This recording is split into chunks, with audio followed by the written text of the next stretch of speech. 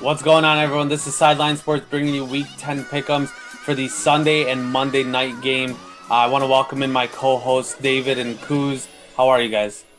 What's going on, fellas? Hey, everybody out there. What I want to say, first of all, I like what we did this past Thursday as far as our pick'ems are concerned. I think all of the guys hit it perfect on the head. I'll let them go specifically into what each person predicted and how that fell on the board. I'll say for me personally, I knew it was going to be a tight game. I really didn't want to lay anything on it. I would say the over. If you put money on the over, you sweated that one out. And I'll let Ciuz dive into that a little bit because that was his pick of the week. But the spread, I had to win in double digits. And it's crazy, right? I had to win it by double digits, but I didn't want to take the over because I thought it was going to be a low-scoring, tight divisional game. But overall, I'm looking forward to the next 13 games that we're going to pick this week for Week 10. Man, you did call Colts winning by double digits. I don't know if there's anything tight about that, but I told you I was going to hit the over. And how I kind of figured that is that Indy put up 30-plus points both games against Tennessee last year. And really, if you do the math, like 21 plus 21 is 42. The over was 48.5. All you need is a touchdown from either team, and you hit the over. Yeah, that was so the special teams touchdown. Yeah, so I think all of us pretty much agreed that the Colts defense was just way too good for the Titans offense. And I think we all also agreed that as long as you can contain Derrick Henry, and I know he had 105 yards rushing, so that's not really containing him. But for Derrick Henry, that is kind of containing him, right? Because we've gotten so used to him getting 150-plus yards per game, whether it's rushing or just total offense. But I think he had like under 60 yards at half. So that's crazy. So that means in the second half they shut him down. Yeah. So I mean, but like I told y'all before, like you take away Derrick Henry, you take away the Titans' offensive dynamic, and you force the game into Tannehill's hands, which is going to give them a very slim chance to win. Mm-hmm. So I just want to give a quick shout out to Aboud. He couldn't be here this week, but or for the rest of the pick'ems. But this is going to be a good one because I know there's a lot of stuff that we need to get over or go over, excuse me. And I'm excited. So let's jump right into it, guys. And so you guys see the first game that we're going to be covering. So keep in mind, guys, usually we have the Eastern time for the games, but for this week, it was a little mishap. So we have the Central time. So just keep in mind that they are Eastern times. The games still start at 1 o'clock and then at 4. Nothing changes, right? So the first game at 1 o'clock is the 2-6 Texans against the 5-3 Browns. So David, I'm gonna just start with you. Who do you have in this game and over under and all that stuff? All right, so starting off with this game, I'm going to go with the Browns. The spread right now is the 3.5. The over-under is at 46. So I'll go over a few things with you guys. Cleveland right now is 3-1 at home. We have the Texans team that's 2-6 this year versus the spread. 62% of the smart money in Las Vegas right now is riding on Cleveland with this 3.5. It did open up at 4 and drop back down to 3.5. 50% of the smart money in Vegas is also going with the, 58% of the smart money is going with the over, which is 46. Me personally, I'm going with the Browns here. Not confident in this pick because it's a Browns team that's Jekyll and Hyde. You're not sure what you're going to get from them from week to week. The Texans, I mean, we all know where the Texans are right now. I think they're in a point where they're trying to get some draft capital for next year. So as it relates to this game, not a lot of confidence, but I will go with the Browns 3.5 dogs. I mean, land 3.5 on this one. All right, Ciuz, who do you got in this one? Just so you know, David, the Browns don't have any capital to play for because the Dolphins got that pick. The Texans. That you switching the pick because of that? No, I'm gonna stick with the Browns. But I did forget about that though. So I'm gonna go with the Browns on this one. Like Houston barely beat out the Jags last week, and they probably should have lost that game, but they came away with the dub. I just think, obviously, as bad as I think the Browns are, like inconsistently, I still think they're a better team than the Texans right now. So I'm gonna go with the Browns this week.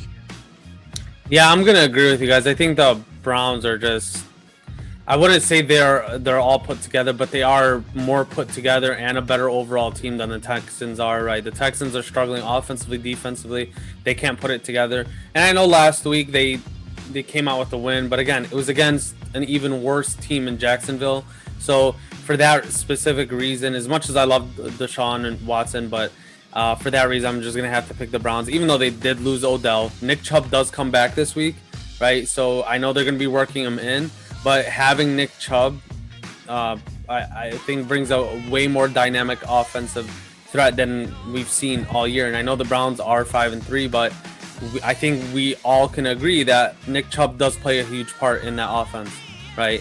So to have him back against a very, very bad Houston defense, I think the Browns shouldn't have an issue playing against them. So moving on for the next game, we have the 2-6 Washington football team against the 3-5 Detroit Lions. David, I'm gonna hand it over to you. Man, another one I'm not too happy to tell you that I'm confident I'm picking on. I mean, I'm looking at the numbers on these two teams. You got a Detroit team that's 0-3 at home, a Washington team that's 0-3 on the road. Both of the teams are reeling. Washington 2-6, Detroit 3-5. The 4.5 that Detroit is laying that's a lot for these two teams, in my personal opinion. I'm gonna pick Washington to cover that 4.5, but Detroit to win the game. Right now, if you want to know, 50% of all bets coming into Vegas on this game is going on Detroit to cover the 4.5, and the over/under is split as of Friday the 13th. So that might change before game time, but as of Friday the 13th, the over/under on this one at 46.5 is split in Vegas right now. All right, so Ciuz, who do you got?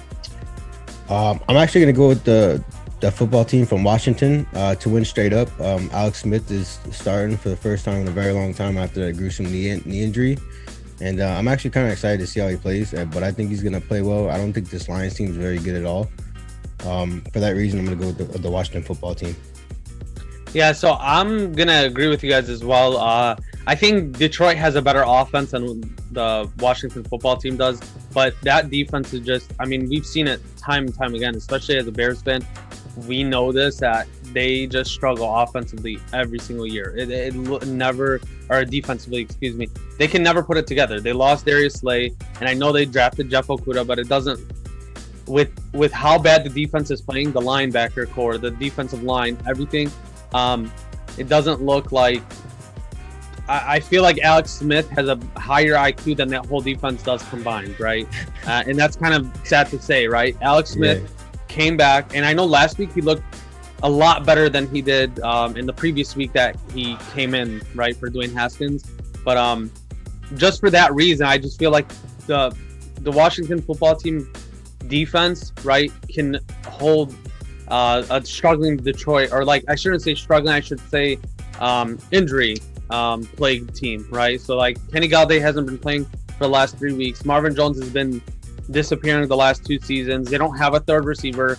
TJ Hawkinson is their only real offensive threat, and they don't really have a running game either, right? And that's bad to say because they drafted Kerryon Johnson. They have Adrian Peterson. I know Adrian Peterson's like 50 years old and still playing, but you would think they would be able to figure it out, but they can't. And don't they also got don't they got not Cam Akers, he's on the Rams. They drafted a running back this year too, I think. I don't know. I don't know Detroit football, to be honest. Yeah, I mean, honestly, I really don't notice Detroit until Thanksgiving when I have to notice. Yeah. It seems like every year, it does not matter what Detroit's record is, they're playing on Thanksgiving. Yeah, I'm so tired of it.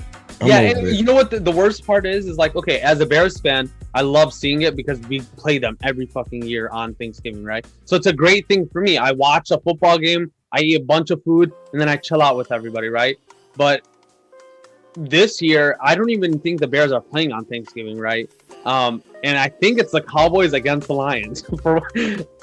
Makes no sense, but we'll look at it when it gets down to it. So to move on, we have a terrible 1-7 Jacksonville Jaguars at the 6-2 Green Bay Packers, who look like the juggernaut in the NFC besides a couple teams, right? I wouldn't say necessarily they are the juggernaut. I would say Aaron Rodgers is playing like the juggernaut by himself. Him and Davante Adams have that duo. So, David, I'm gonna let you go ahead and get on with it. Absolutely. And just to agree with you, I think that first round draft pick last year motivated Double A a little bit up there north of Chicago, and that's why he's playing the way he is right now. So, unfortunately for us. Hey, a quick fun fact, right? Aaron Rodgers has only thrown a touchdown pass to one first round pick. Yeah. Ever in his career. Yeah, that's great. Davante Adams. Nope. No, Davante Adams was second rounder. Second round. Yep. It was a tight end that played for the Green Bay Packers last year. Jimmy Graham? No. Mercedes Lewis. There you go. Only first round draft pick he's ever thrown the first. And guess where Mercedes Lewis is right now? If I'm not mistaken, he's still with the Packers, but he's not even playing. Like he's not even on the two-man roster. He's playing. That's crazy. Is he right? Oh, he's probably playing now because of their injury. Yeah. Jimmy Graham wasn't the first round pick? Jimmy Graham, I think, if I'm not mistaken, was a third or a fourth rounder. Really? Yeah. And plus, he got drafted by the Saints back in it feels like 1999 because he's so old. But yeah, David, go on. Let's. No problem. So the spread on this one, the Packers are laying 13.5, and I'm gonna tell you right now, I wouldn't say never. I usually wouldn't lay my money on a game that's 13.5, but everything that I'm looking up is telling me to lay the money on the 13.5. I'll give you a few reasons. Green Bay this year 6-2 versus the spread. The Jaguars, you talk about laying 13.5, that's 2 touchdowns. They've lost 4 games this year by 2 touchdowns. So, and as crazy as those numbers sound and as lopsided as the records are, it says something about this 13.5 because only 53% of the money coming in right now in Vegas is going to the Packers. So it's a lot of sharks out there betting that the Jacksonville Jaguars are gonna fall in that 13.5 range. So 50% the money right now on the over, and the over is 49. I would probably take the over in this one. I can see Green Bay scoring 35 by themselves. So with that being said, I'm taking Green Bay to cover the 13.5, and I normally wouldn't say that, but based off how Jacksonville's been playing this year and how Aaron Rodgers looks, I think that's going to be a lot. All right, and Ciuz, who do you got? I kind of agree with David on that. Obviously, Green Bay is head and shoulders the better team, and it's not even close. Also, like a big key factor in that 13.5 point spread is that they're in Green Bay in the middle of November. Yep. That's a tough place to play. Fans or no fans, with that weather, it's a tough place to play. And I didn't they have like 28 points at half last week too, or something like that. That's cool. Whatever, they smacked that team up. Anyways, I'm going with the Packers on this one.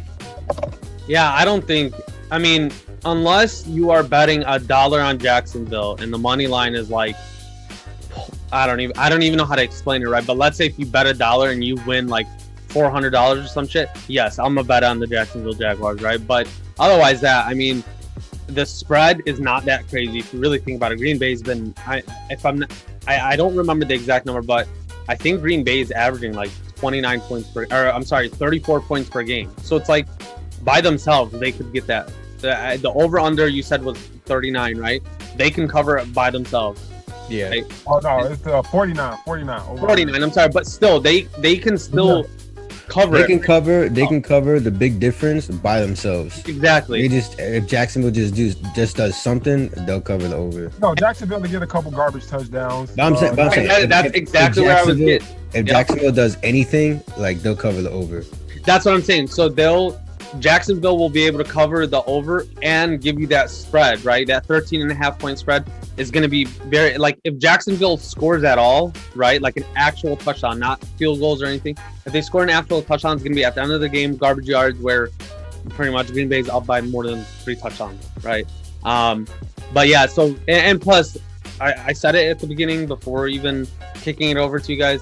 Green Bay has just been dominant, right? Aaron Rodgers and Davante Adams have that duo again, and it looks better than they've ever had it in their career, right? And Aaron Rodgers is playing out of his mind. He's like, his passer rating is unreal, right? He's like top 5 in every category for a QB.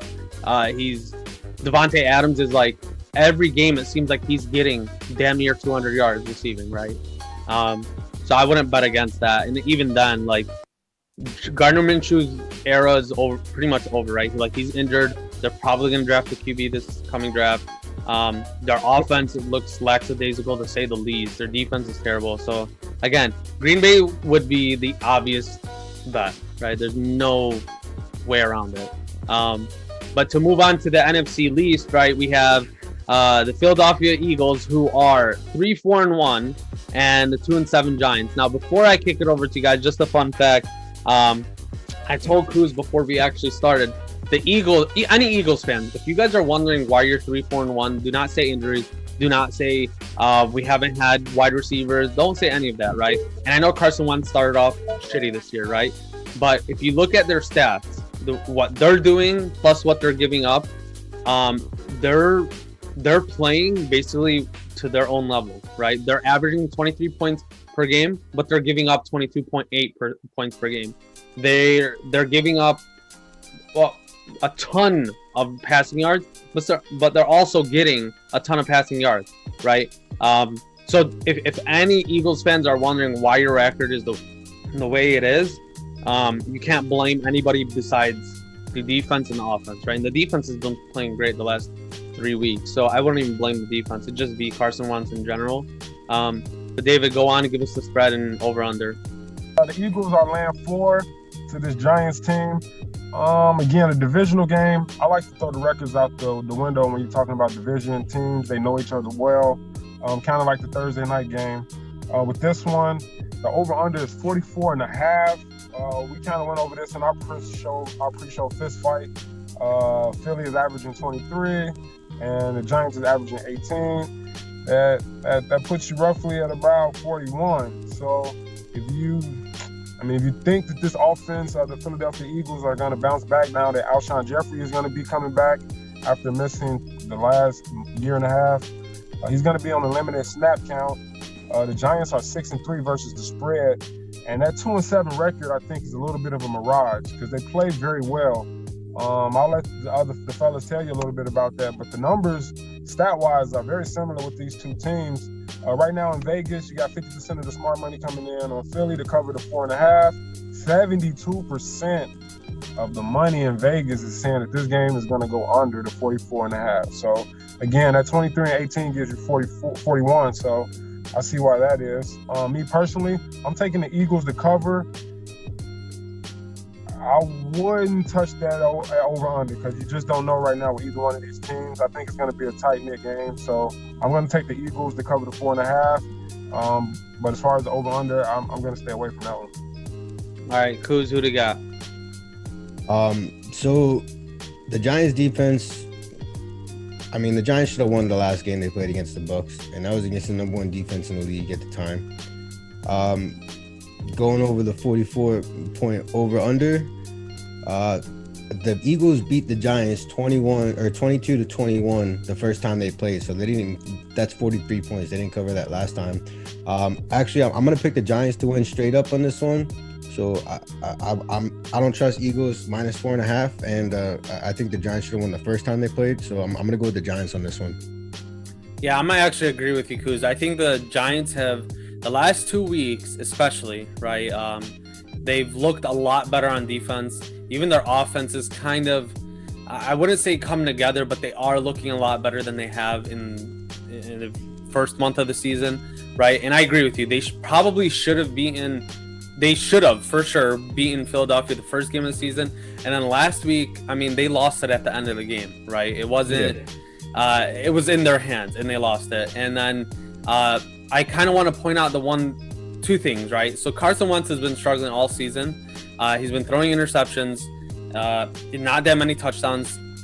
He's not really, his passing yards per attempt, I think, is like 6.2 yards per attempt, right? So nothing to be crazy about. And then plus the Giants safety tandem, I think, is going very under the radar, right?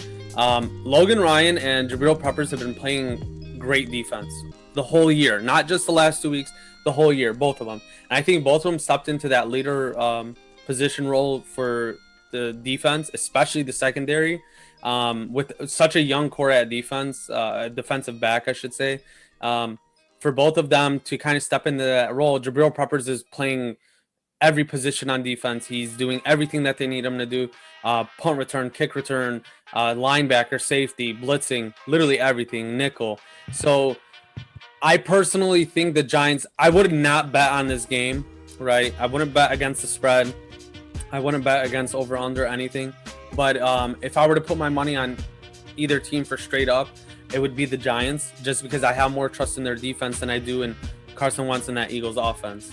But that would be my take on it. I know Aboud's take would definitely be he would take the Giants and he would have a whole preach. He would preach the whole defensive stat for him. But let's move on to the last and final, I guess you'd say, afternoon game. We have the Tampa Bay Bucks, who are visiting the Carolina Panthers. And I think we say this every time we have divisional games, that records can be thrown out the window. But David, I want to get your opinion on the Carolina Panthers hosting the Bucks in this game. All right. So right now we have a 5.5 point spread. The Bucks are laying 5.5 to the Panthers. Me personally, the Bucks was just embarrassed. You haven't seen Tom Brady and his bunch get pushed around like that much in his career. Except for week 2 versus Saints. Yeah, well, okay, the Saints own them, right? Yeah. But when you lose the way they lost last week, anybody they got dominated flat out. Yeah. You gonna in come all out aspects of the game. And everything, they got owned. But you're gonna come out with some pride, and I expect the Bucks to come out and play prideful this week. I'm expecting them to cover this 5.5. Right now, 53% of the money in Vegas is saying that they're gonna cover the 5.5. 65% is saying it's gonna go under. The over/under is 50.5. The Bucks are 4-5 against the spread this year. They really haven't given you what you thought you were going to get from them. So I hesitantly say I'm going to pick the Bucks to cover the 5.5. As far as the over/under at 50.5, I'm going to stay under on that one. All right, Kuz, who do you got in this matchup? This is a very intriguing matchup, to say the least. But and I got a fun fact for you guys when I give my pick. But Kuz, go ahead. All right. Yeah, I would pick the Bucks to go to cover the 5.5 as well. They smacked the hell out of Carolina when they first met them in week 2. I think they won 31-17. And like you guys, like David said, the Buccaneers got embarrassed last week, in my opinion. That was an embarrassing showing, and I think they're looking to come out this week and make a statement that was a fluke game on their end. So I'm looking for them to come out and make a statement win right here this week. So I'm gonna take the Bucks. Yeah, so I this is my fun fact, right? So I would have taken Carolina against the Bucks this week, and for 2 reasons. You guys are saying that because they got embarrassed last week, they're gonna come back and have a bounce back week, right? Personally, if Christian McCaffrey was playing this week, I would bet on Carolina, and the main reason why, yes, that's my fun fact, right? So CMC's been out since week 1, right? Week 2, they lost to the Bucks and they got embarrassed by them, right? So coming back, and now they're at home and they're playing again. I know they have very minimal fans at Carolina, if I'm not mistaken, right? But to have fans there, to say if they had CMC there, I would bet on the Panthers to just dominate the game offensively, right? Not defensively, but offensively, I would look for them to attack that Tampa Bay Bucks defense. Now, with CMC out, it is kind of interesting. We've seen Mike Davis step into that role to cover for CMC, right? In the first 3 or 4 weeks that he was in. But the last 2 weeks, it's kind of been, he's like... Just to kind of jump on what you were just saying there, as far as Carolina and Teddy Bridgewater, he's doing excellent as far as the spread this year. Oh, yeah. So, but the Panthers are 1-3 at home. You're looking at a Bucks team that's 3-2 on the road. So that's the only thing that kind of throws me off there. That 5.5 is a lot. I mean, listen here. If you took the Panthers, as far as the spread is concerned, but you took the Bucks straight up, I don't think you would be wrong right there. Me personally, I'm gonna just say the over and under is gonna be under 50.5, but that 5.5 if you laid it either way, I don't think you would be doing yourself any injustice because that's going to be tight. Yeah, and then plus to add another note to what you just said, Teddy Bridgewater is actually, I would have to actually look up the stat, but from like his old self 2 weeks ago, he looks like his old self, if not better. Yeah, and like he's running the ball a lot better. His passer rating is a lot higher. His passing accuracy is a lot higher, like than it's ever been, right? And I think this is what Minnesota was looking for in him when he was in Minnesota. Unfortunately, he had a bunch of injuries, whatever. He had one injury. He had one injury. Yeah, but that one injury costed him how many years in the NFL? Almost cost him his leg. Pretty much, right? So personally, I'm gonna go with the Bucs, right? Because the Panthers don't have CMC, and I think we saw last week, right, how much of a different type of offense they are with CMC in there. And I know we've come accustomed to it, but I think all year with CMC being out, it was kind of like Carolina's one of those edgy teams. But as soon as he came back last week, they could have won that game. They lost on a field goal, right? It wasn't like the game was a shootout. And but of course, CMC isn't in. Mike Davis is going to have to step up. But again, I think Mike Davis against that Bucs defense is a whole different story compared to McCaffrey against that defense, right? Hey, look, Mike Davis is a good running back, but like no disrespect, he's not Christian McCaffrey. Yeah, of course. Nobody in the NFL is Christian McCaffrey, in my opinion. That's not a knock on Mike Davis' talent either. Yeah, no, of course not. It's facts. Exactly. And I think the Bears, when the Bears had Mike Davis last year, they didn't. It wasn't necessarily that they didn't utilize him correctly. I don't think they believed in him to use him, right? The Panthers used him, and they knew, hey, we're going to use him as a backup. He can come in, and they've gotten the most out of him, right? And I think this is going to be very helpful for him for his career. But like I said, without Christian McCaffrey being in the lineup, I think the game plan is going to be a lot different for the Panthers.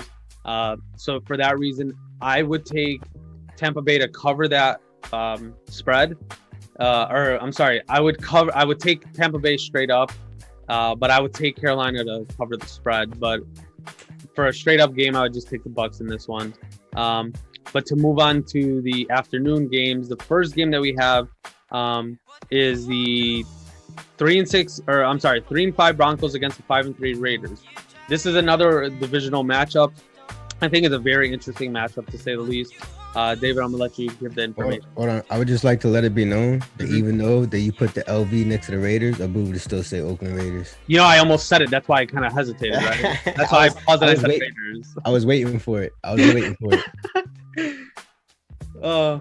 David. As far as this game, it's a tight-knit game, man. Divisional game. Again, the same cliche, right? Throw the records out the window. Nothing really much to speak of as far as stats on this game. Both teams split last year. I kind of went back to see if there was anything I can find there that would lean me either way. -4 for the divisional opponent with a Vic Fangio defense. Vic Fangio. Say that 8 times in a row. I'm going to take the Broncos to cover that -4. But I might take the Raiders. I'm going to take the Raiders to win the game in a tight one. But the Broncos to cover that 4. In the divisional game, I'm always going to take anything over 3. The over-under 48.5. 58% of the money coming into Vegas is saying that there's going to be an under on this one. So again, they have a tight divisional game. 52% of the money is just saying Denver's going to cover as well. So me personally, I wouldn't lay any bread on this one. But if you're going to lay your bread on it, I would definitely go defense in this one and say Vic Fangio is going to outsmart Coach Chucky and find a way to at least cover 4. And can I just say, before I kick it over to Ciuz, I am not a fan of John Gruden as a coach, right? I don't care how good the record is or how good they look or whatever it is. I think when he's a coach, he's, I don't want to say arrogant, but he's a very too much confidence, right? Just say he's arrogant, bro. Just say he's arrogant. No, he's too cocky, and that's what, like, screws them over in games, right? But go on. And I'm a huge fan of Vic Fangio. I can never say it fast, right? I'm a huge fan of him because he was in Chicago for so many damn years, and he kind of like revamped his defense after a struggling couple years. But Ciuz, go ahead. I'm gonna go with the Broncos on this one straight up. I think the Broncos take this one. That they finally got Drew Lock. Jerry Jeudy is clicking. They're starting to look really good.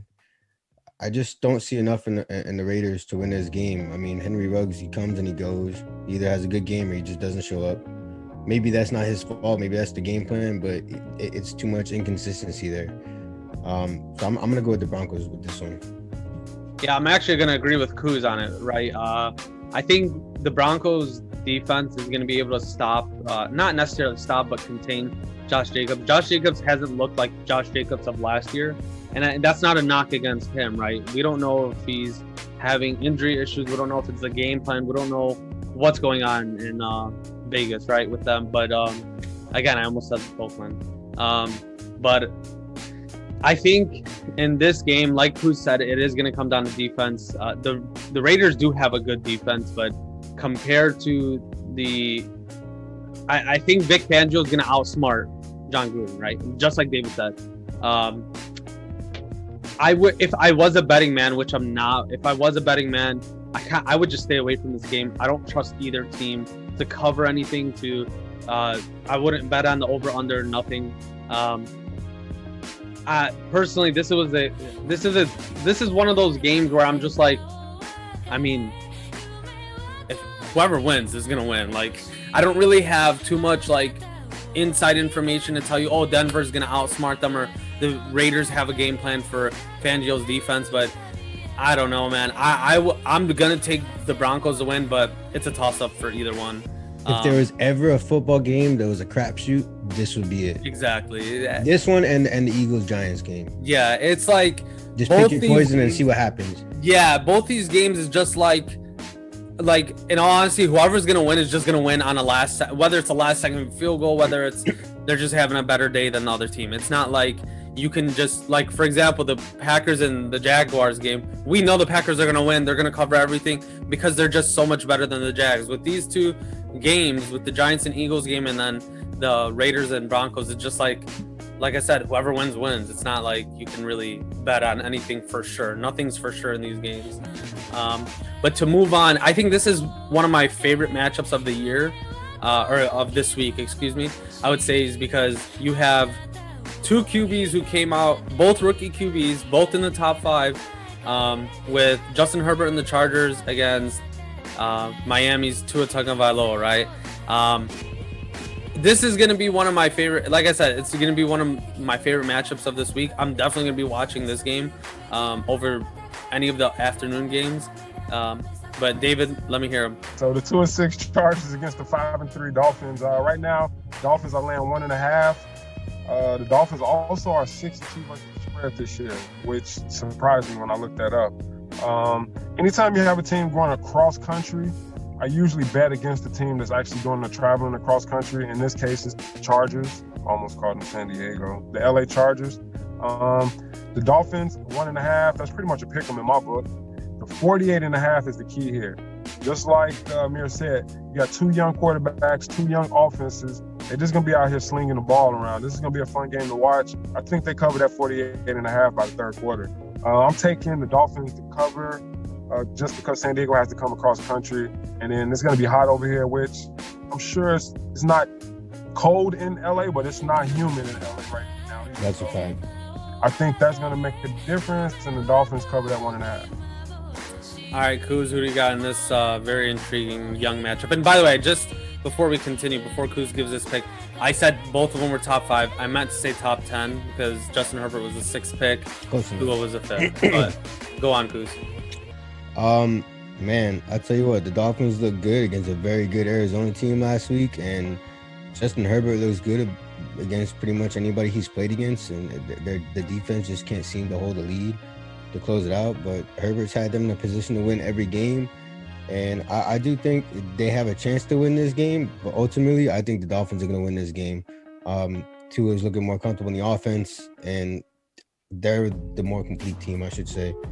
So I'm going to go with the Dolphins on this one. Yeah, so as much of a fan as I am as both these QBs, and I love both of them. I love both of them coming out of college. And I said both of them would have a good career, right? I didn't think that either one of them were going to be this good, this fast, this early, right? I knew about Tua, so. Tua's a different story, right? Tua, I was kind of like, you could start him right away. He'll probably be great. But because of that injury, that's why I kind of was like, he might not have that much success right away. But I mean, we've seen it. He's dominating. I wouldn't say dominating, but he's doing exactly what we thought he was going to do. And because coming over from that Alabama style offense, it's kind of like an NFL pro ready offense, right? So personally, I would not be mad if either team won, because I am a fan of both quarterbacks.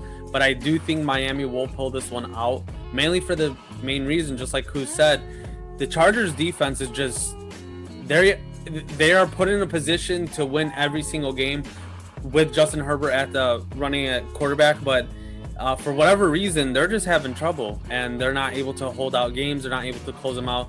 Justin Herbert, like you said, has put him in a position every single week to win. And even last week, we saw it was the last play drive, and the only reason why they lost was the receiver couldn't maintain control, right? But that ball was perfect. The play was perfect. The design, everything was perfect, right?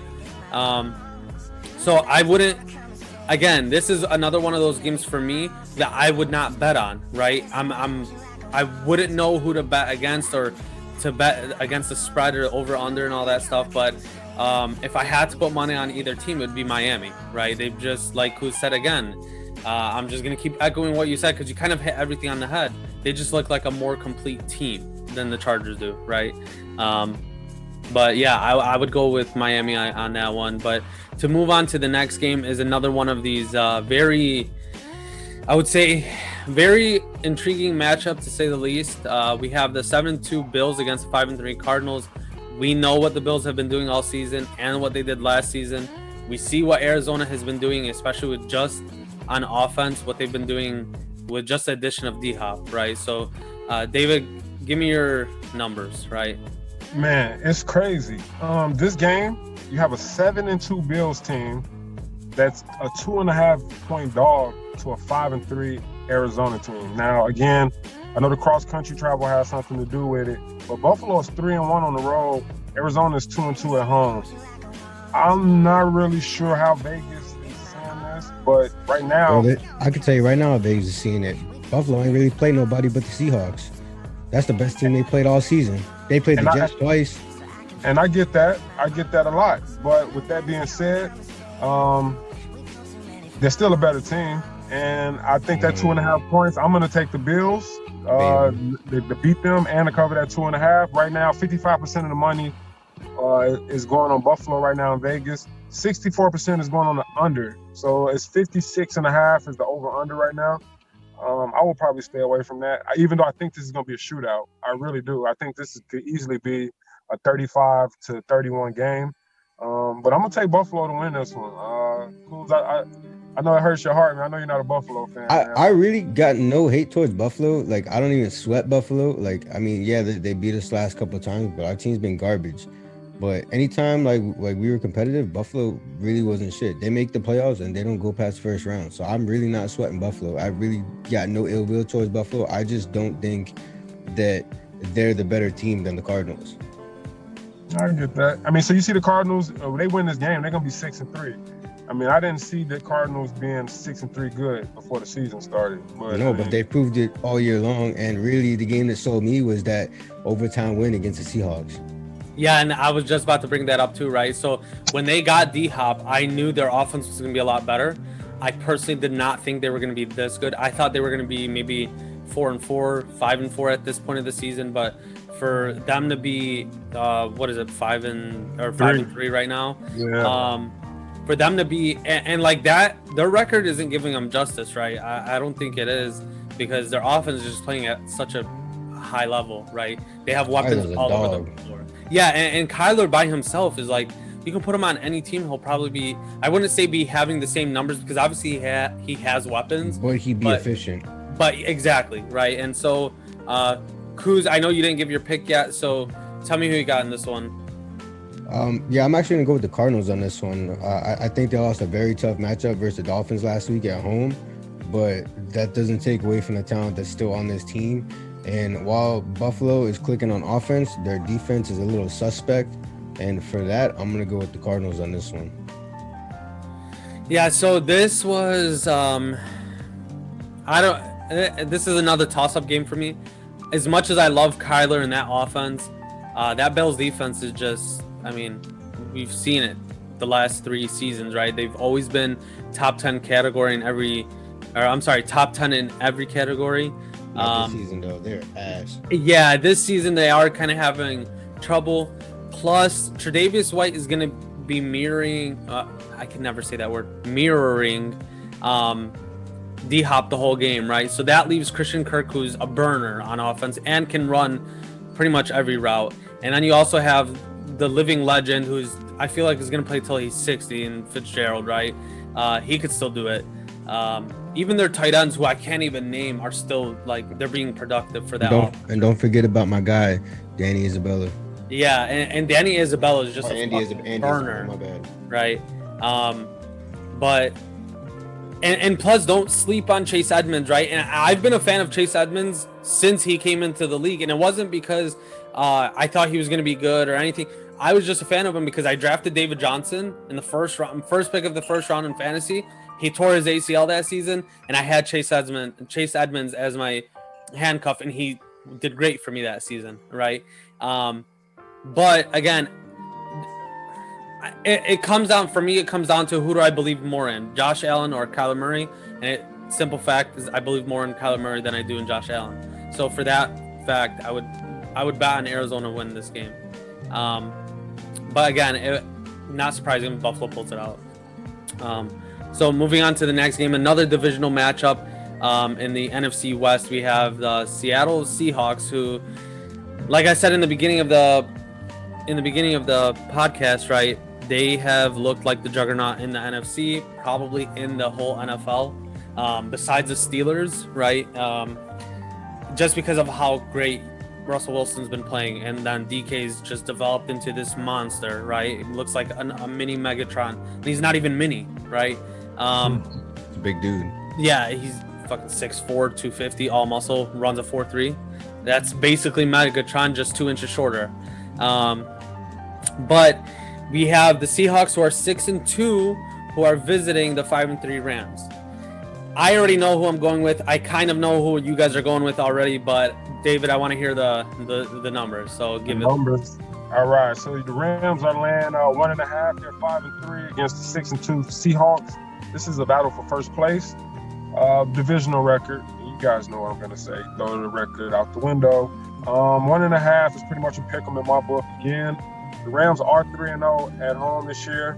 Seahawks are 2-2 on the road.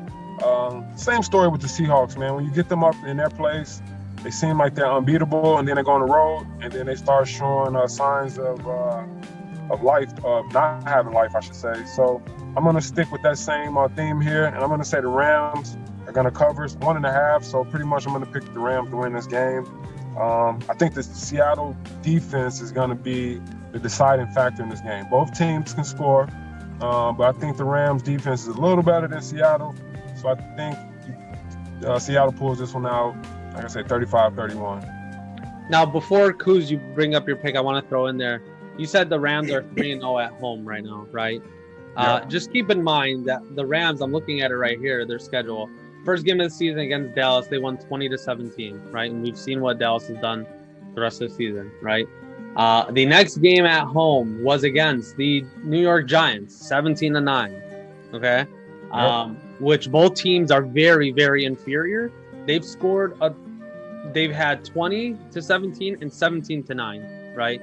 Both teams, the Giants and the Cowboys, terrible, right? We know this. The following game at home that they've won, right? The last home game that they've won was against Chicago, okay? Against the Bears, and they won 24-10. Now, I just wanted to bring that up, is that yes, they are 3-0 at home, but the 3 teams that they played, all 3 teams, even the Bears, are not contenders, right? Like, nobody's even thinking that they're going to make playoffs. The Giants and the Cowboys are in top 10 contention to get a first round pick, right? The Bears could easily, like, at this point of the season, I know they're 5-4, they could have easily been 2-7, right?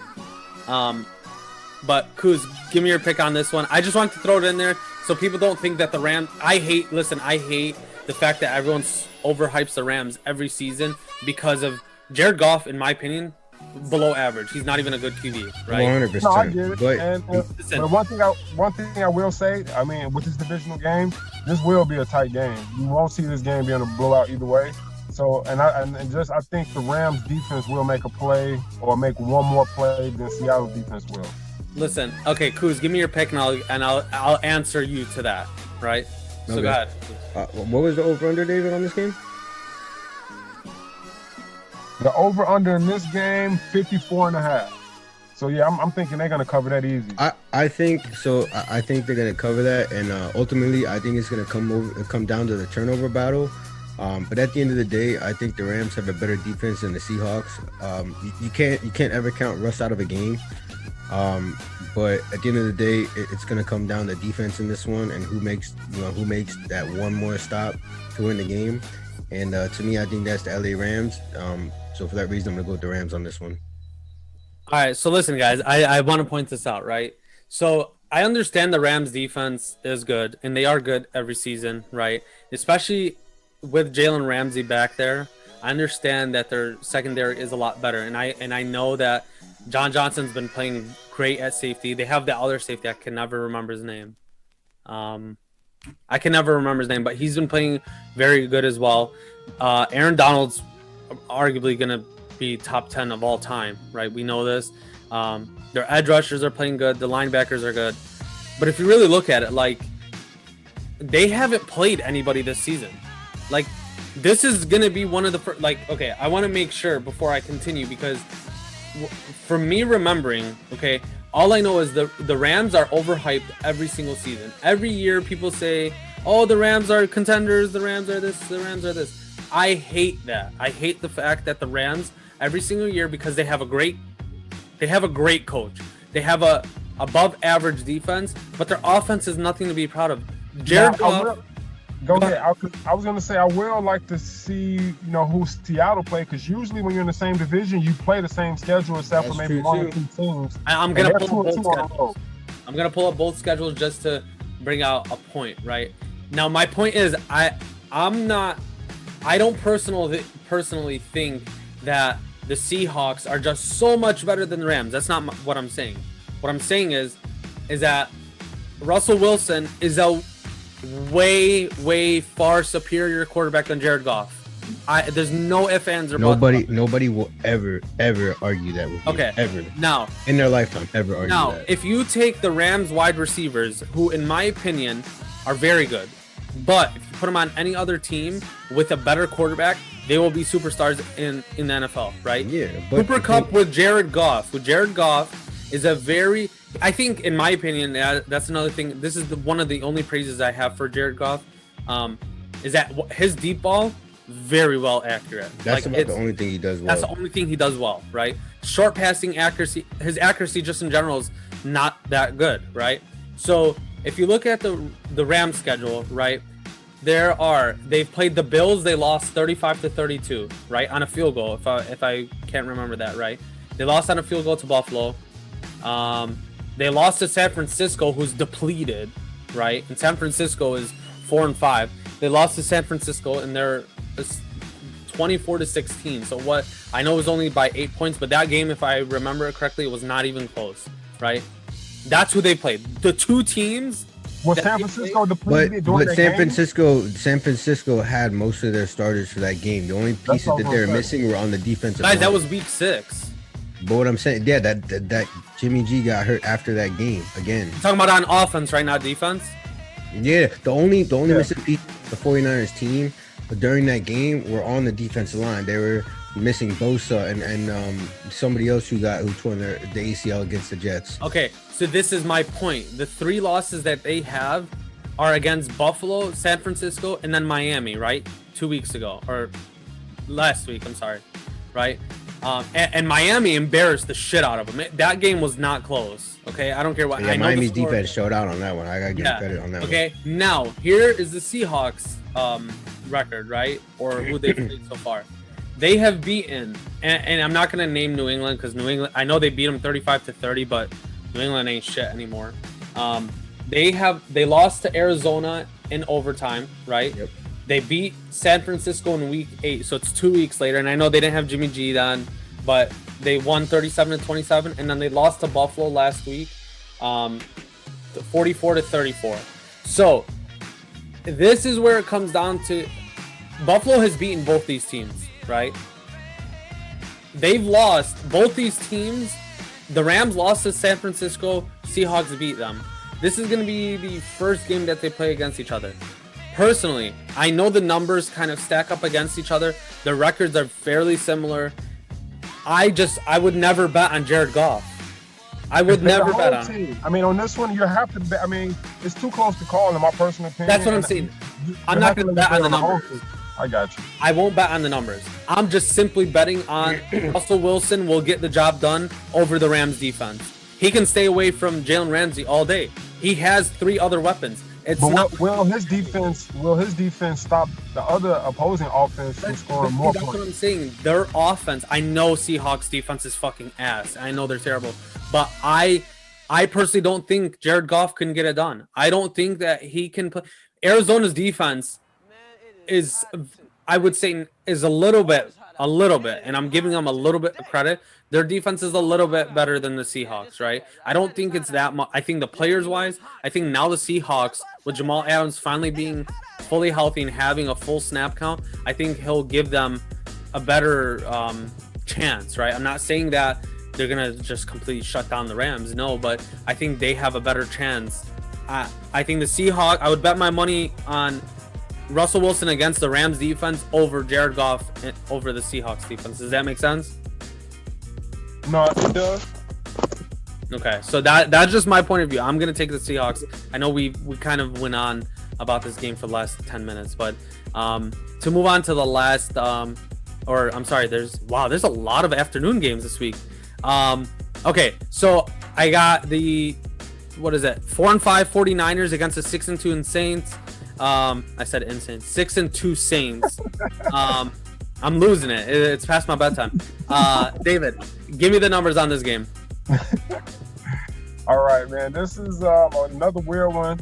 You have the Saints laying 9.5 to the San Francisco team. San Francisco is depleted, like we just talked about, so I won't spend a lot of time on this one. The Saints are 6-2. They've won 5 in a row. They're 4-1 indoors. I mean, I don't know what else to say. I know it's 9.5, but I would personally take New Orleans in this one. But believe it or not, 61% of the money in Vegas is going on San Francisco to cover the 9. So probably because it's a divisional game, and I get that. But I just think San Francisco is so beat up right now. And New Orleans, the pendulum is just in their corner. So 52% is going on the over. The over is 49. So, I mean, me personally, if you have them covering the 9.5, I think that's going to equate to a high-scoring game. Even if it's garbage points for San Francisco at the end of the game. So I'm going to take the Saints to cover the 9.5. I'll stay away from the over-under, though, personally. The over-under you said is 49.5? Just 49 right now. 49, it opened at 49.5. It's down to 49. Okay. Kuz, give me who you got in this game. I mean, the Saints looked dominant last week against the Buccaneers. Drew Brees finally got Michael Thomas back. Their offense just looked like it was clicking on all cylinders. They played just enough defense to get by. The 49ers are down Jimmy G. Their defensive line is depleted. I think Coleman and Mostert are still out, so I leave Jerick McKinnon in. I'm going to go with the Saints on this one. They're just a better team right now. Yeah, I'm going to agree with both you guys. If I remember reading it correctly, Raheem Mostert is supposed to be coming back this week, right? Tevin Coleman is going to be back this week. It's not 100% sure, but he is supposed to be coming back this week. So both of their starting running backs are supposed to be coming back, right? Now, that doesn't knock anything against Jerick McKinnon. He's been playing very well when he plays. But to get all 3 running backs, of course, they're going to be on snap counts if they do play. And that's a very big if. If they do play. I'm just going to interrupt you real quick. The 49ers are like the one team in this league where even last year, they had a running back by committee, and each running back would score at least minimum 15 points fantasy-wise. Yeah. They have very good running backs up and down the board. Exactly. And then we saw with Jeff Wilson, he was their 4th string running back. He pulled his way up to the starting running back, had a phenomenal 2 weeks, right? Of course, the injury kind of like screwed his season, but he will. I don't know how long he's been in the NFL, but this upcoming free agency, we'll see. He's going to get a contract. It's not going to be a huge one because personally, I kind of agree with NFL analysts. You can get running backs in the fucking 10th round if you wanted. And I know there's like, you can get them so late and they'll be dominant. Like, I want to say dominant, but they're going to be fucking great in the NFL, right? But like I said, if both running backs play, and they do it running back by committee, Jerick McKinnon starts, and then you kind of lean both of those two running backs in, who we know have, not that we know, but we've seen them play better than Jerick McKinnon has, even though Jerick McKinnon, like I said, has been playing great. I think that's where New Orleans kind of has some challenges, but let's be real. Michael Thomas back in the offense, we saw how great they were, and the Bucs defense is it's healthier, and it's a better defense than the 49ers at the moment. So if New Orleans did that to Tampa Bay's defense, we'll see what they're going to do to the 49ers. So for that reason, I'm going to take New Orleans in that game. Moving on to the final afternoon game, this is a very good game, in my opinion. This is another one of those games where I'm kind of very excited for it. So we have the number 1 overall pick in Joe Burrow leading the 2-5-1 Bengals against the undefeated Steelers at 8-0, right? Before you give the numbers, I saw both you guys smiling, right, when I said that. Yeah, I got something to say. Oh, okay, go ahead. Hey, David, spin that broken record about throwing records out the window. Yeah, divisional records out the window on this one, baby. And that's why I said this is gonna be one of those games where I'm excited to watch because of that reason, right? I know Pittsburgh's been playing dominant offensively and defensively all season, but we've seen Joe Burrow every week improve, and it's not like little improvements. It's like he's looking comfortable in the pocket. He's looking comfortable on the run. He's making accurate passes. He's making T. Higgins look like, and Kuz knows this, I was huge on T. Higgins. I love T. Higgins, right? And so he's making him look like what I expected him to look like. So, David, give me the numbers, man. So real quick, the over-under is 45.5 for this game. The Steelers are laying 7.5 at home. We talked about it, they're 8-0. Fun fact, they are 18-1-1 in the last 20 games against Ohio teams, meaning Cincinnati and Cleveland, which are in their divisions. So with that being said, Cincinnati is 0-3-1 on the road this year. Pittsburgh is 4-0 at home. Vegas is 61% of the money in Vegas is going towards Cincinnati, which we're seeing. That's the common thread, right? If you look at all of the divisional games, the blowouts, Vegas is taking the underdogs because divisional games are tight, right? So with that being said, I know they usually are. I just think this Pittsburgh team is a lot better than the Cincinnati team, and I think they're 7.5 points better than them. So I'm going to take Pittsburgh to win this game. All right, Kuz. Yeah, I'm gonna go ahead and shock the world with this one. I think the Steelers are good, but I don't think they're as good as people are hyping them up to be. They won against the shit ass fucking Cowboys last week by the skin of their teeth, and the Cowboys are on a third string or fourth string quarterback right now. But now, real quick, Kuz, just to interject on that one, Pittsburgh was playing their third straight road game, which historically. Teams that go on the road for 3 straight road games, that third game, I want to say they won like 15% of the time. So it was just one of those situations where in the NFL, you go on the road 3 straight weeks, it's going to beat you up. I think this week coming back home for their first game in a long time is going to motivate them a little bit. And you'll see a little bit more spark out of them than you did against that Dallas. I don't doubt that. I expect more spark out of them, but at the end of the day, I'm going to shock the world with this one, and I think Cincinnati goes into Pittsburgh and wins this game. Pittsburgh has been barely winning the last few weeks, and like you said, those 3 road games, I think they still may be tired from that, and I just think that they're gonna overlook the Bengals in this one, looking towards whoever they play next week, because that's just what good teams do to worse teams. They overlook them, and I think the Bengals are gonna come out and punch them in the mouth, and I think they take this game. All right, so here is the facts. These are the numbers. This isn't my opinion. These are the numbers. Ready? So Pittsburgh, who is 8-0, 4 of those games are against teams that have less than 2 wins on the season each. Okay? Well, two or less, because there's only one team with less than 2 wins. So, well, 2. My bad. What do you mean? The Giants? Giants have 2 wins. Broncos have how many? 3, have you said? More than 2, I tell you that right now. No, I have it right here. Broncos have 3. I'm sorry. Okay. And to your point, when they played them, did they only have 1 win when they played them? But it was a week 2. So it was earlier in the season. Yeah, it was only week 2. But here's my point. Ready? So, yes, they are 8-0. Yes, that defense is great. Yes, their offense is looking sparked up again after Big Ben has had injury for the last 2 seasons, right? Now, here's where it kind of interests me, right? So, against Tennessee, right, who are 6-2, they won 27-24. And they dominated most of that game and let Tennessee get back into that game. Yes. Now, Baltimore, who these are the only 2 games I think on the Steelers season that were 2 contenders or playoff contenders, right? Baltimore and Tennessee. Tennessee, they beat them by 3. Baltimore, they beat them 28-24, and that was another one of those games where they let Baltimore come back. Yep. Okay. Now, out of those 2, and then they barely beat Dallas last week, right? They beat them 24-19. They were the ones coming back. Yeah. Okay.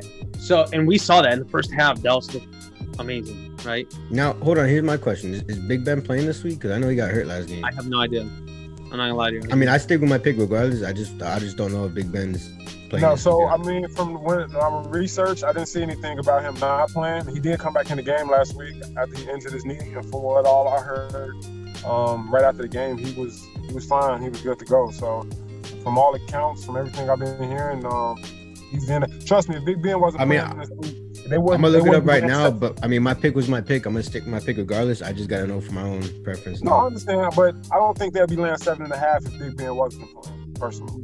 Okay, so here's the other thing, right? Big Ben is out this week, just so you know. Is he? Yeah. Okay, so here's my thing. Ready?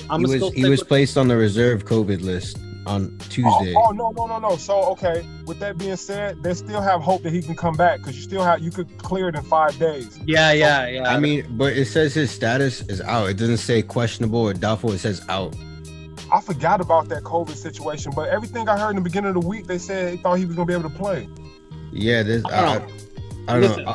All I know is if Big Ben doesn't play, right? They're not covering. Yeah, I would never bet on this game to cover anything, right? Maybe the spread, but even then, I would be like, it's kind of iffy, right? Like I said, I'm a huge fan. I was one of those people when Joe Burrow was coming out. I said he's not going to have a great career. I was all over his ass. I didn't think he was going to be that good. I didn't think he was going to even be playing at the level that he's playing. I'll admit it. I was 100% wrong, right? I'm a believer in him. I think he's going to be a great player for the rest of his career.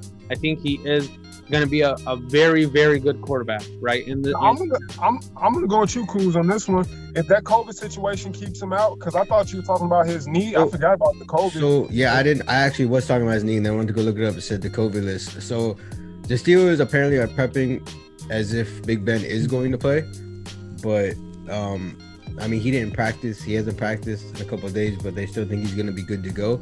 But the key is he's got to have 3 negative tests in order to be able to play. I thought it was 2, unless they 3. just It's 3. Okay, so listen, I'm gonna take the Steelers either way, but if you want to spice up stuff like the week, right? You can bet on Cincinnati as underdogs, right? I'm not telling you to. Don't take my advice. I'm not a betting man. I don't know anything. But me personally, if I wanted to go bet on one of these games for the week where you could win a lot of money potentially, I would bet on the Bengals. Absolutely. I'll take some pocket change or what they call some loose couch change and put it on this game all day. Yeah, 100%. I would bet $20 on the Bengals to win this game, and if the payout is huge, I'm 100%. If I lose $20, I lose $20, whatever. Right. But if the payout is worth it, especially if Big Ben isn't going to be playing, I will 100% take that bet. Otherwise, if you're going to take it straight up as Big Ben is playing, I would take the Steelers. That's the definition of gamble. Low risk, high reward, brother. Exactly. Yep. So now moving on to the Sunday night game. This is another. I don't even want to. let's just get on. But before we get into that, I actually got something to say about this game. What's up? Yeah, you told me. I'm intrigued. Yeah, so there was a report that came out earlier this week where Lamar Jackson said, defenses are calling their plays at the line of scrimmage. Now he didn't specify like one defense. So now, like one defense, okay, like a little shady, but like if every team is calling your plays, the play you're gonna snap at the line, like that's an offensive coordinator problem. That means you're not being creative at all, and that means you're calling the same exact plays and not even audibling, or your audibles are very minimal. So wait, Lamar Jackson came out and said that he was like, defenses are calling out our plays at the line of scrimmage before the snap.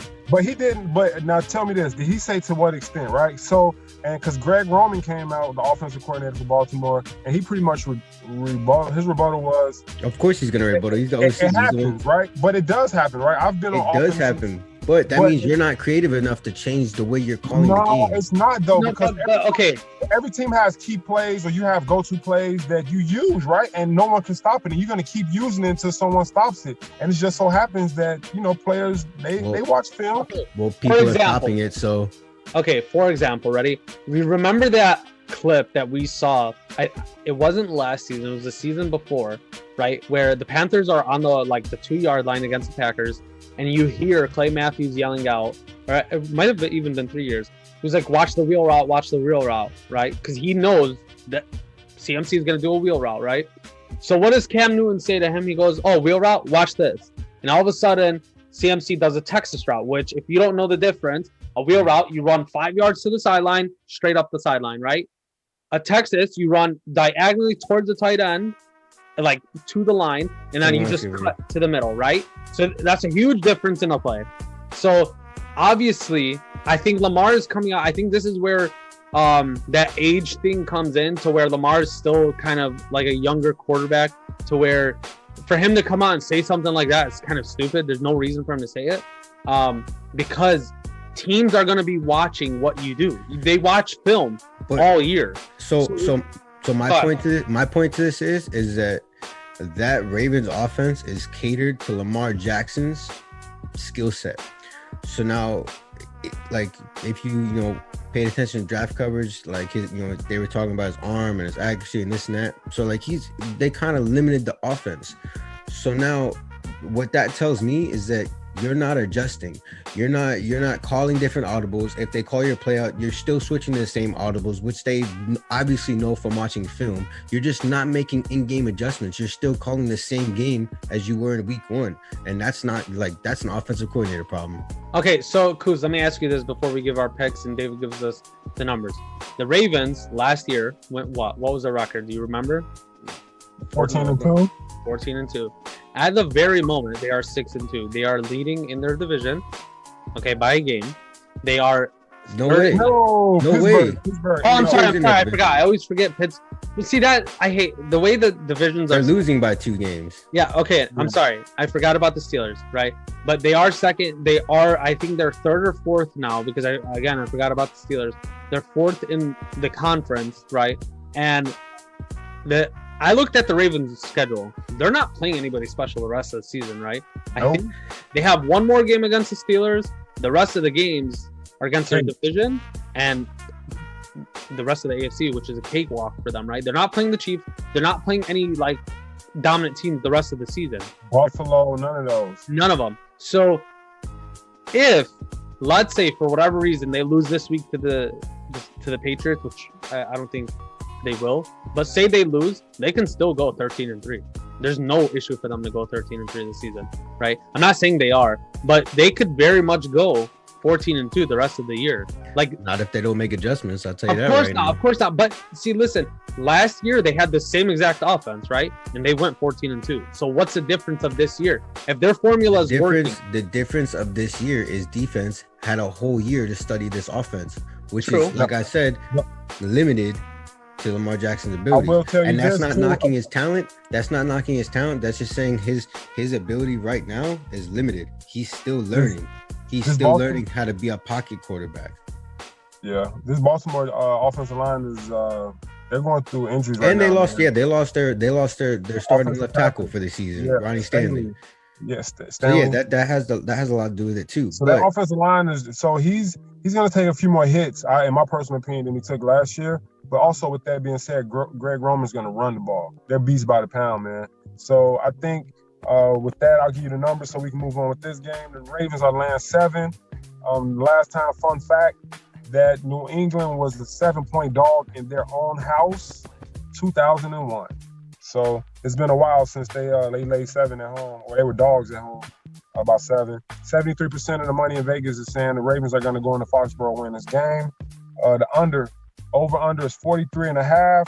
59% is saying it's going to be under, which I kind of agree with. I think Bill Belichick is going to try to control the clock and keep the ball out of Lamar's hands. Baltimore 4-0 on the road this year. I just think a better Baltimore team. This New England team is not the same New England team we've known. This won't be the same New England team we see next year.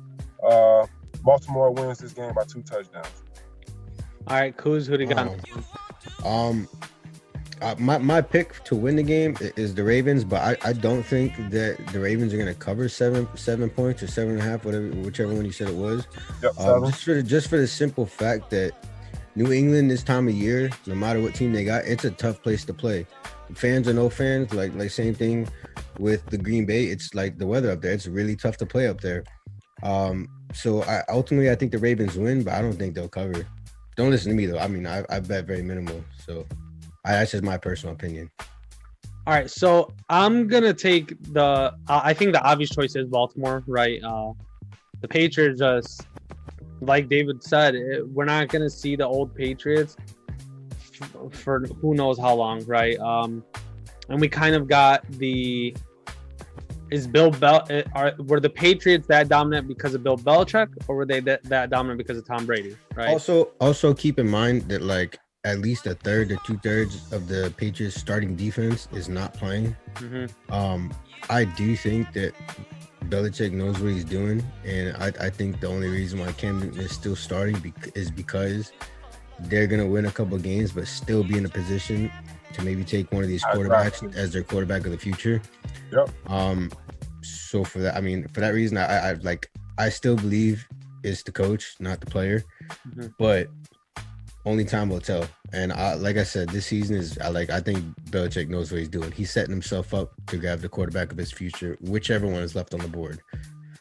Yeah, so I agree with you on that, actually. Like, as good as Tom Brady's been in Tampa Bay, we've seen flaws. We've seen his age come into attack. Of course, like if you took Tom Brady in his prime and put him with his Bucs offense. Yeah, and I've always said that, and like at this point in his career, it's too late to ever really tell the difference, just because it happened so late in his career. But I've always said that if Tom Brady were to leave New England, Belichick would still survive, and I think Brady would still be good, but I don't think he would be elite like he was on the Patriots. Yeah, I mean, but it's too late to tell now. Guys, no matter what happens, people have to understand the way Belichick worked it out was, personally, I can't physically say that it was Tom Brady or it was Bill Belichick, right? I think it was because it was both of them, and because the system was built for both of them to succeed that well, and to have a GM or a couple GMs or whatever. Who built the system? The whole system was like. Who built the system though? That's what I'm saying. Bill Belichick did, but also Coach. I'm not talking about like the system inside the club. I'm talking about the whole organization, right?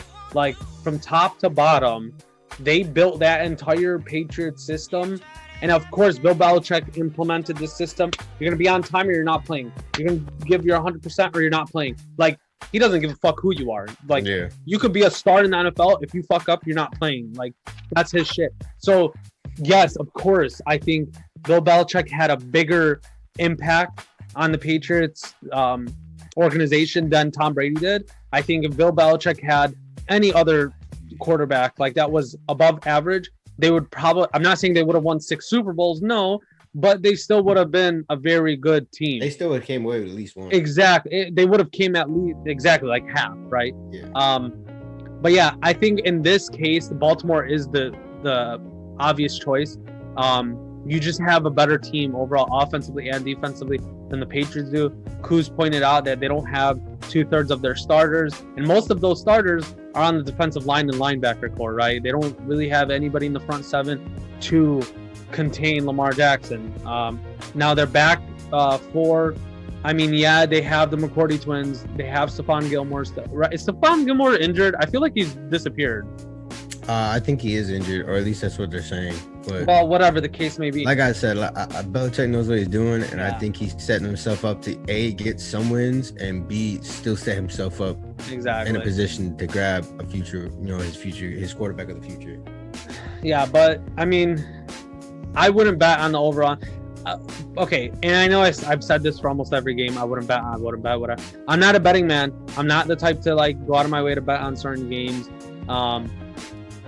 But personally, there are with matchups like this where it's like you can't expect you can't expect anything with NFL games, right? Anybody could win literally every week. So that's personally why I don't bet. Now, if you're a big bettor, obviously listen to the numbers, follow the numbers.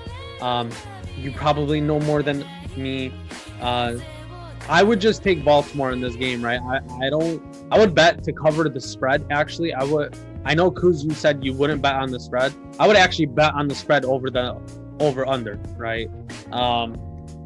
But yeah, let's move on to the Monday night game, right? So this is very near and dear to mine and David's hearts, right? I want to point out a fun fact, right? I've had in my entire life of being a Bears fan in 25 years, I've had one Bears game ever be on my birthday. And of course, the schedule works out to where they play on Monday instead of Sunday, and that's depressing for me. So if the Bears lose, it's going to be a horrible fucking weekend for me. A horrible birthday weekend. So, and like, especially if they lose to Minnesota, who's a rival, and Minnesota's ass, and they don't look like they know what the hell they're doing. I don't know, man. David, give me the numbers, man. I'm not even... No, I get you, but Minnesota is playing a lot better than they did the first 3 weeks of the season. So as a Bears fan, that wasn't fun looking at. Just looking at the trend, they're trending up. Looking at the Bears trend, we're trending down. Hence the 3 losses in a row for us. The one good thing that if you're a Bears fan that you want to lean on is we've owned them the last 2 years. If I'm not correct, or if I am correct, we swept them the last 2 years, right? Yeah, we did. We have. Right. Okay, so fun fact, ready? Everyone likes to hate on Mitch Trubisky. Mitch Trubisky in the entire division, right? He is 4-0 against the Vikings, 3-0 against the Lions because he missed one game where Chase Daniel played, and then against the Packers, he is 1-2. So he's lost a total of 2 games in the division in the last 3 seasons. Okay. That's crazy. Now, but of course, right? All of those losses was part of Green Bay. Yeah. But I mean, listen, like as a Bears fan, we've come to expect that the Bears will never sweep the fucking Packers, and we'll get lucky if we win one game. Like I think as long as Aaron Rodgers is the quarterback, I don't think anybody's sweeping the Packers. Yeah, I mean, let's be real. Like, so I mean, I would say personally, the number one rule in gambling, I learned this at a young age, is you never bet with your heart. You always, you bet with your brain. And I'm about to break that rule. I'm going to bet with my heart. Minnesota's laying 2.5. I'm going to pick the Bears to win this game, cover that 2.5. The lowest over-under this week that you're going to see, 43.5. Of course. I don't think it's an accident, and I don't think because Bill Lazor is calling plays as of Friday the 13th that's going to change much. They're going over. Right. So I think 100%. That's going to be I think that's going to be an over for sure. I think that might be an easy, again, like Amer said, an extra $5-10 land in your pocket, throw it in DraftKings pot. I think you can get a little extra money on that 43.5. As far as smart money, 59% has Minnesota winning in Vegas. 58%, like me and Kuz just said, is taking the over. I would stay away personally from the spread on this one. At 2.5 is a divisional game. It could go either way. But that over under 43.5, I think you can get you a little extra money on that one. Kuz, let me hear it, man. I'm so over the Bears, bro. I'm so over them. Man, I'm actually gonna go with the Vikings on this one in Chicago. This is the last podcast you'll ever be on. Listen, the 3 times that you bet against the Bears, you lost. I just want to point that out. Whatever. No, hey, keep doing it. Keep doing it every week. Actually, every week. Come on. Yeah. So listen, let me do my thing over here. So I'm gonna go with the Vikings just for the simple fact that Dalvin Cook is back and he's healthy, and he alone can put the entire team on his back. The defense just gotta bend, don't break, and I think they win this game. The Bears are a top 5 defense. Cool. I just want to mention that. That's fine. Listen. Okay. So I said what I said. My pick is my pick. No, I think Cook is going to get some yards this week. Don't get me wrong. I think we held Derrick Henry to 66 yards last week. I think Dalvin Cook gets more yards than Derrick Henry did last week because he's going to have 2, 3, 15-yard runs because he's just that much more explosive. But I don't think he goes ballistic and just, drops 140 or 50 on us this game. And he's going to carry them. He's going to have to do that. You guys already played the Vikings? No, not yet. This is the first game.